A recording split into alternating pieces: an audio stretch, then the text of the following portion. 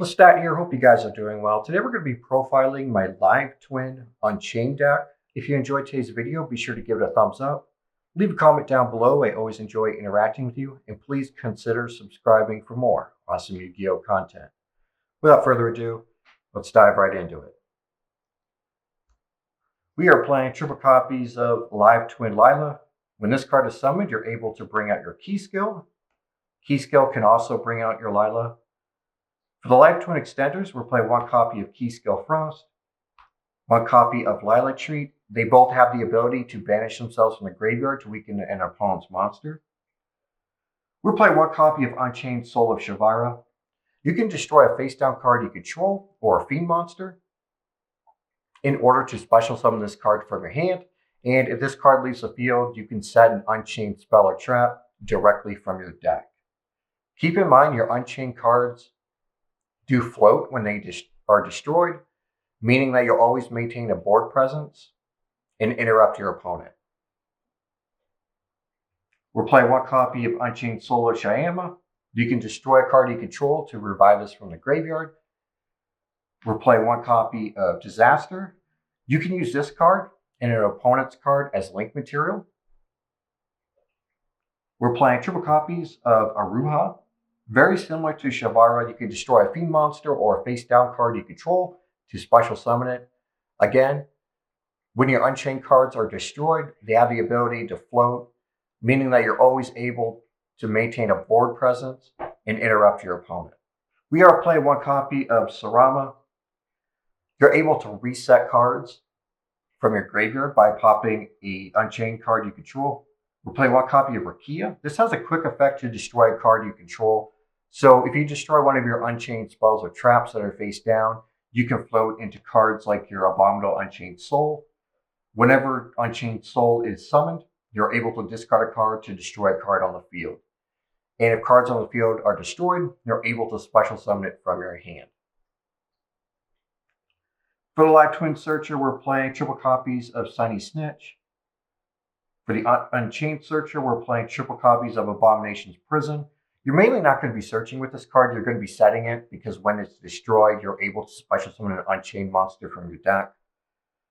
For the Board Breaker, we're playing triple copies of Forbidden Droplet. This is just here to weaken and negate your opponent's monsters. One Called by the Grave to counter hand traps. Two copies of Abominable Chamber of the Unchained. This is able to special summon an Unchained monster from your hand or graveyard, but you're primarily going to be destroying it. That way you can float.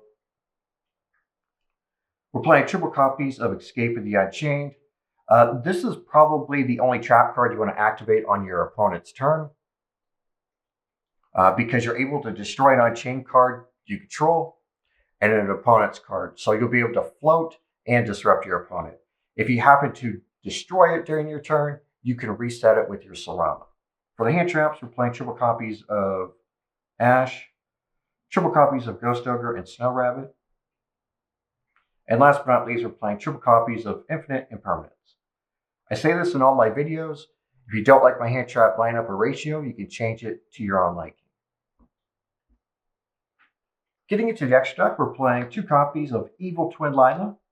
If this card is special summoned and you control a key skill monster, you can destroy a card on the field, including your Unchained cards.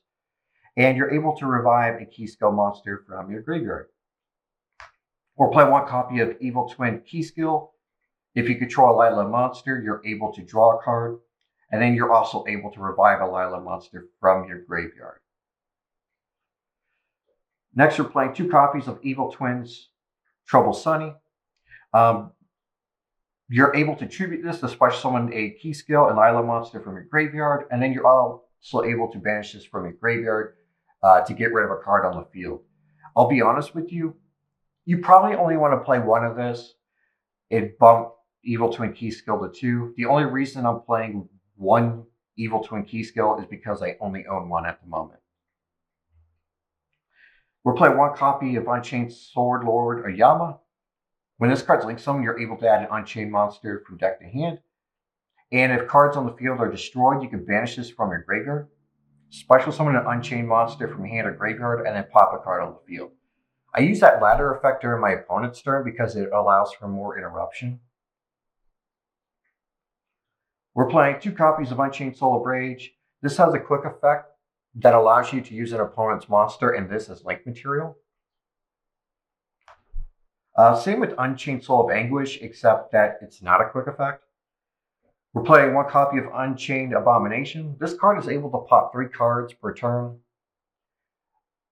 So if cards on the field are destroyed, you can destroy a card. If something's destroyed by battle, you can destroy a card. And then during the end phase, you can destroy another card. So good card all around. We're playing 1 copy of Muckraker from the Underworld. This is just a generic Fiend Link 2 monster. It does have the ability to revive cards. 1 Nightmare Unicorn for the spin. 1 copy of Underworld Goddess for the closed world. This can negate the effects of your opponent's monsters, as well as a special summon from the graveyard. And you can use a monster your opponent controls as link material to go into this. So this fits the theme of the Unchained Link monsters.